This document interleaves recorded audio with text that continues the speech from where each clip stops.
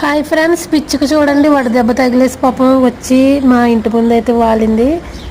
దీనికి వాటర్ పెడుతున్నాను, తాగలేకపోతుంది పాపం. అందుకోసం వాటర్లో వేసి కొంచెం చిలకరించి మొహం అయితే తుడిచాను. అసలు చిలుకలు దొరకవు కదండి చేతికి పట్టుకుందామన్నా, కానీ ఇది అసలు కదలలేని పరిస్థితిలో ఉంది. మీ దగ్గరలో కూడా ఇలాంటి పిచ్చుకలు అవి ఉంటే కొంచెం వాటర్ పెట్టి పుణ్యం చేసుకోండి ఫ్రెండ్స్. ఇలాంటివి లేని జీవాలకి ఇలా ఆహారం పెడతాం, చాలా పుణ్యం.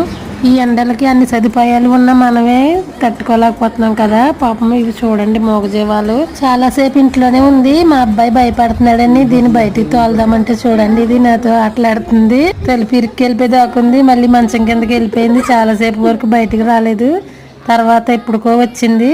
ఈ వీడియోని అందరికీ షేర్ చేసి మూగజీవాలని కాపాడండి ఫ్రెండ్స్. తప్పకుండా చేస్తారు కదా. మానవులుగా పుట్టినందుకు మన వంతు సహాయం చేద్దాం ఫ్రెండ్స్. ఏమంటారు?